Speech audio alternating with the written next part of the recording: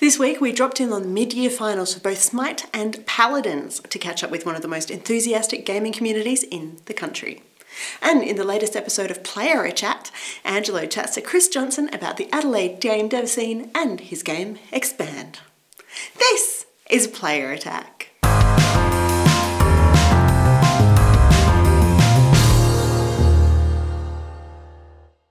Hi, I'm Jessica Citizen, and this week we've got a lot of little bits and pieces to get through. First up, anyone who tells you that there's no market for retro games and remakes should be slapped upside the head with some fresh statistics. In the UK alone, the Crash Bandicoot Insane trilogy is officially the largest single format launch of 2017, easily overtaking previous record holder Horizon Zero Dawn. But if you were expecting this nostalgia fest to be a stroll in the park, you might need to adjust your set. Not only is Crash Bandicoot likely more difficult than you remember, it may actually be more difficult than it used to be. While some fans theorise that Crash simply didn't jump quite as far as he used to, or that he fell faster than before, the latest argument is that the new Crash uses a pill-shaped hitbox rather than a rectangular one. These curvy corners mean that there are fewer pixels for the Bandicoot to land on, which in turn means that instead of just landing on a jump, he will slide right off the ledge. Developer Vicarious Visions had to rebuild almost all of the Insane trilogy from scratch, as nobody seemed able to find the original source code or reference materials, and they probably didn't mean to make anything more difficult. The curved corner pill-shaped hitbox is standard issue these days in a number of game engines, and the team may honestly not have noticed or realised that anything was different. Fans, on the other hand, took just a few days to figure it out. Moving on, and Nintendo has announced that Super Mario Odyssey will not include a gameplay feature that has been a part of Mario games since forever, and it is going to seriously impact the way you play the game. There will be no game over screens. No matter what happens, no matter if you run into a spiny, or you fall down a pit, or your health drops to 0, you'll simply lose 10 golden coins and continue on your way. This, my friends, is literally a game changer. In quick news, Cuphead developers have confirmed what we all thought was pretty common knowledge. Cuphead is locked in exclusive to Xbox and PC. There will be Steam and Windows 10 versions at launch, with a GOG release coming sometime after. A Mac version is in the works and possibly a Linux version after that, but if you were hanging out for the game on PlayStation or anything Nintendo branded, you'll likely be pretty disappointed. Scott Cawthon has also confirmed something pretty disappointing. He has cancelled his upcoming game, which he says you can refer to as Five Nights at Freddy's 6. The reason? He just didn't like it anymore. The developer explains that the pressure for each game to be better than the last was really getting to him, and he was neglecting other parts of his life just to keep up with the growing expectations of his fanbase. So he's having a bit of a break. But don't worry, the Five Nights at Freddy movie is still going ahead, there is a VR title in the works, and a third book is being written. Just in case you thought you'd have to go without a fix of Freddy Fazbear. World of Warcraft fans, listen up, the location of the next expansion may have just been leaked by Blizzard itself. The upcoming patch 7.3 has long been speculated as the final major content patch for World of Warcraft's current expansion, Legion, but Blizzard has not yet made any comment on the topic. What the developer has done, however, is release 7.3 to the public test realm, where just about anyone can delve into the data. The team at Wowhead has done exactly that, finding a set of armour named after the maritime nation led by Lord Admiral Dalen Proudmoore in the Second War. This is the first time that Blizzard has mentioned Kul Tiras since the 2010 expansion set Cataclysm, when the world-shattering event literally sent the island drifting out to sea. Adding up all the pieces, it looks like the next WoW expansion may well have a nautical theme, plus plenty of content from the old gods. While you're waiting for more about that though, here's a look at the next Overwatch hero, Doomfist. Those who fall will be forgotten. Those who rise up, their names will be remembered forever.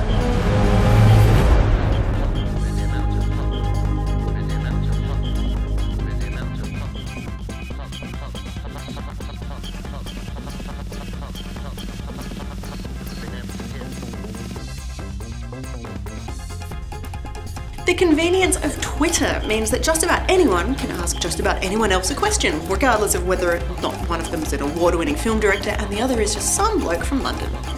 That means that you get situations like this one, where British YouTuber Johnny Jackson jokingly asked film director Edgar Wright when the Payday 2 Baby Driver update would be coming out. To his great surprise, Wright responded, and it looks like we just missed out on getting some pretty sweet tie-in content if only the film release hadn't been brought forward a couple of months. No word on whether or not there might still be something in the works there. And in another example of someone actually listening, here is a heartwarming story from Tripwire Interactive. Multiplayer FPS Rising Storm 2 Vietnam was released earlier this year, and it made a lot of people very happy. One of those people, Redditor Spray and Play, quickly identified one thing about the game that would make him even more happy, however, and it came down to this particular piece of greenery. This lone, lanky, thin tree grew awkwardly close to an in-game landing zone, seriously cramping the helicopter pilot's style. Fast forward a little bit, and the latest update to Rising Storm 2 Vietnam included the following note. Removed one specific tree from the landing zone in An Lao Valley. Rising Storm 2 Vietnam is out now for Windows PC. For more information on any of these stories, or to keep up to date with the latest gaming news, head to playerattack.com. But for now, stick around, we've got plenty more still to come.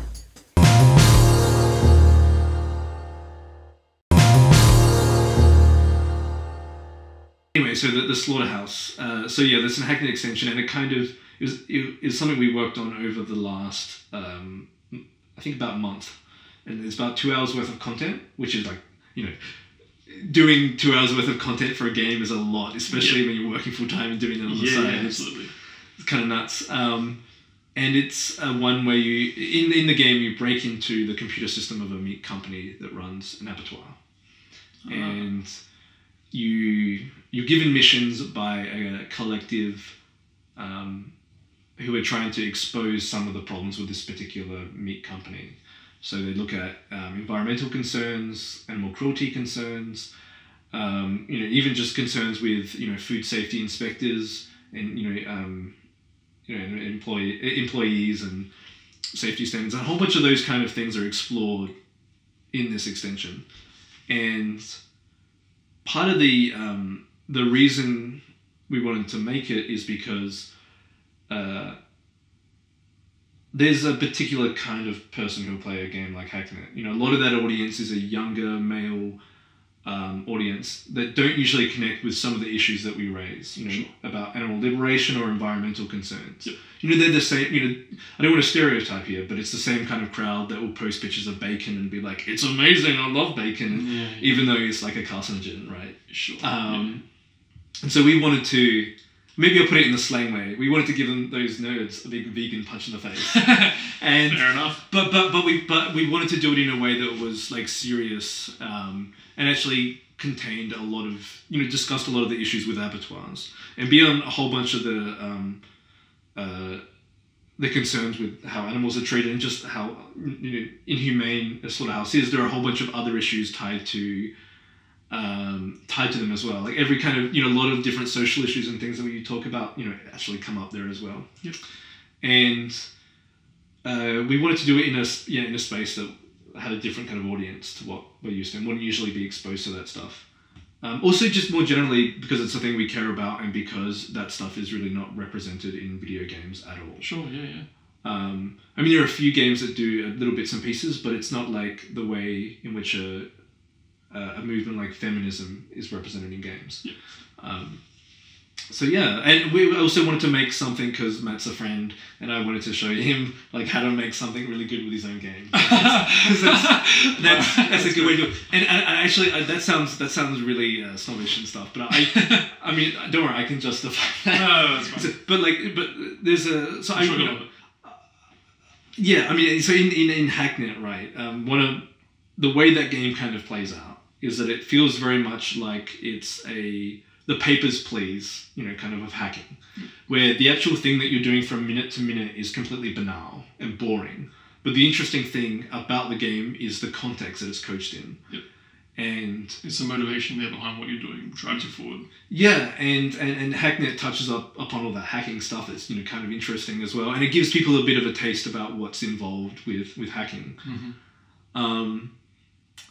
The problem that I have with the main set of games and the DLC Labyrinth stuff is that you end up doing a thing where you kind of bounce around a lot. So you have a network of computers and you bounce around, breaking into one, looking at something, breaking into another one, grabbing something there, removing a file, editing something. And I think for me, the interesting part is, actually doing a bit of the investigative stuff. So actually putting, describing a complex computer system and having the player figure it out. And, I felt that Hacknet didn't really do a great deal of that. It felt more as though, here's a door and we've given you 4 keys. Now just, use the 4 keys, which is really boring. So we wanted to add a degree of complexity to that as well by making it that you'd have to investigate stuff and try different things and do a lot of reading, which is also something that audience doesn't like to do as well. And so you essentially almost turned it into more of a text adventure, like an investigative sort of text adventure. Is that safe to say? Like looking at the clues, very specific sort of clues and things. Yeah, but I don't think we go too far in that direction. Yeah, we do it enough that it ventures away from the kind of general feel of the main game. Okay. But it's not the same as the main game kind of stuff, but it's got its own sensibilities to it. Okay. And it actually touches upon real issues as well, which is the other problem that I have with the main Hacknet game, which is that a lot of hacking culture is very political. And that game deliberately tried to avoid politics. Yep. And as we know, you can't really do that. You can't opt out of politics. And that kind of mentality is also a similar mentality shared by the audience of that game, which is, we want games to be treated as art, but no politics in my game, please. So we wanted to kind of challenge on that side and bring some politics about it, especially in the last 12 months or so. There's with WikiLeaks and with presidential campaign and hacking political parties, with Facebook and the way that Facebook is moderated. That area is so rich for that for this stuff. Well, something like Orwell definitely touched upon that. I mean, that took the entire concept of sort of surveillance and things like that, and how much data is collated from you from things like CCTV and Facebook and all sorts of other social networks and things too. Yeah. So I suppose we kind of felt like if someone should address that stuff if Matt's not prepared to do that in the main game. And that also comes about from a responsibility of, that I feel that if you make something that gets, if you put anything out into the world, right, you should think about the consequences of how that permeates into the culture. And that, and if you have a highly successful game, you have an obligation to use that platform to further the good of community and the good of society and to cover these things. And just pretending that you shouldn't have politics in games and stuff, it does not exist. Your game has some degree of politics. Sure. Yeah. Fair enough.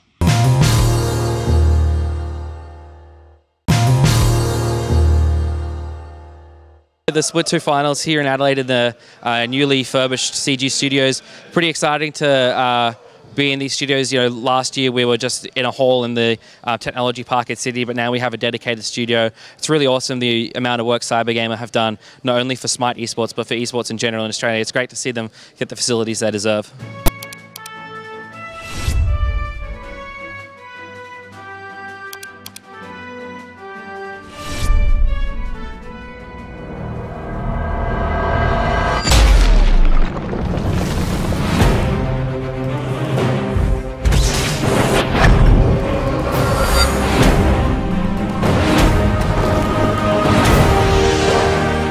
Smite is a third-person MOBA where basically teams will compete in a 5v5 battle arena with mythology gods based around Norse, Celtic, different pantheons of the sort.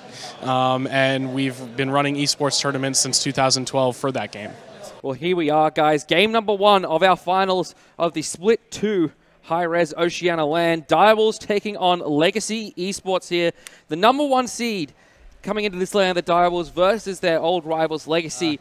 I started playing Smite back in 2015, back before Australia had any servers, back on North American servers. I've probably been playing Smite for about 3 years. Originally, I refused to play it. My brother played a lot. And I was like, nah, it's a stupid game. I'm not going to play it. and I played a little bit, and then we ended up duo queuing a lot and just forming a team. Then Australian servers came out, and then I got into the professional scene, the competitive scene for Australia, and been playing ever since then. The game of Smite itself, I love it so much because it combines so many of my favorite things. I played some League of Legends before, but I never really got into the MOBA genre, whereas Smite, it just all kind of made sense to me. And one of the biggest things that drew me in was the mythology aspect of it. All the characters in the game are based off of gods from mythology. You know, you've got Zeus, Thor, Poseidon, Hades, Odin, great characters like that. And the more obscure ones, you know, you've got like Chak from the Mayan pantheon, you've got Kali from the Hindu pantheon, Chinese gods as well, Japanese, now even the Celtic pantheon. And yeah, history's always been one of my kind of favorite things to explore. So it's just kind of a combination of a whole lot of similar interests for me into one game that just seems to be built simply for me, basically. Up in the sky goes Freemason. He's looking for a target. He finds Rowe. Hits him with a basic attack. Rowe just managed to get out, but Freemason with a spin to win. Gets the first blood for Legacy. Ochita up with the Valkyrie's Discretion. Looking for Divine, but Divine's too far away. Oh, Weave just misses there with the pluck, but Freemason hits the stun. Doesn't look like they could get much more on Ochita. Freemason teleporting in, actually.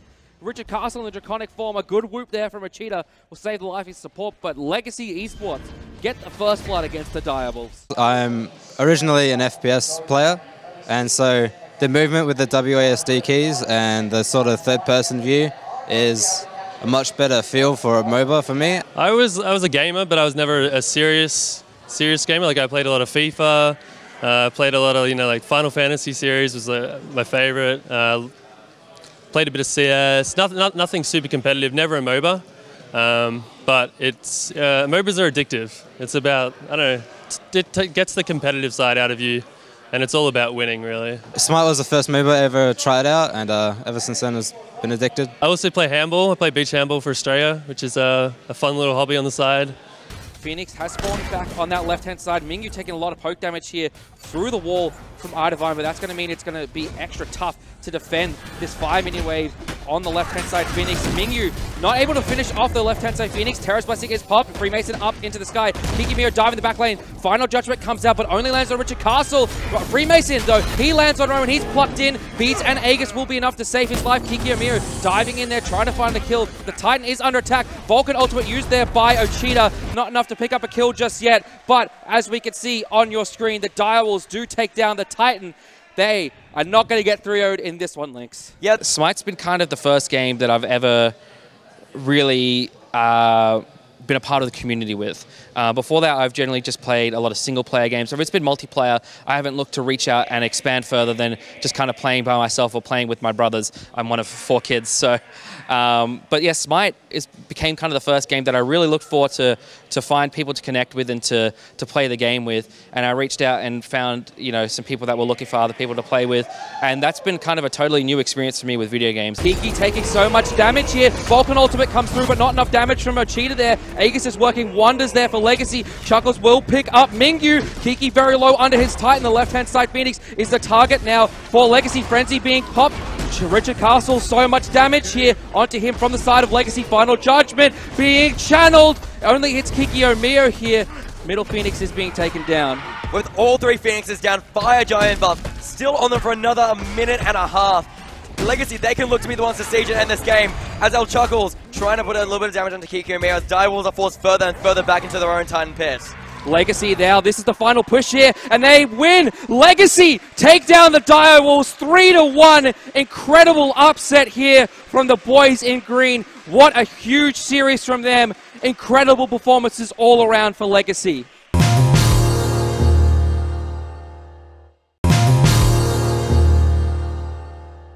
It's great to be part of esports and to see people come together to watch games that they love being played really well. So that's what we've got happening here. We're about to see a Paladins team be qualified for Dreamhack, which is one of the biggest events in the world, and we're on the pathway to seeing the top teams in Smite. Likewise, in our next split starting in August, we're going to see the pathway to World Championships again for 2018. So very exciting.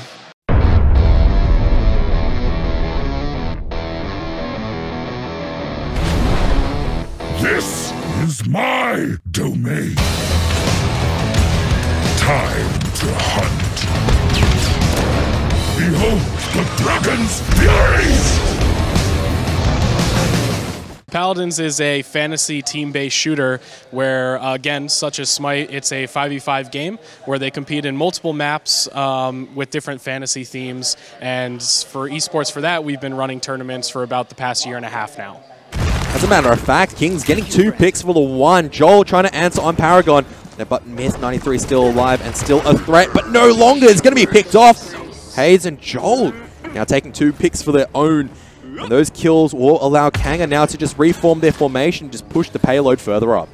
Basically been playing Paladins ever since the Oceanic service came out, which is just over a year now. And yeah, since then we've just been entering every single tournament, playing it every day and practicing.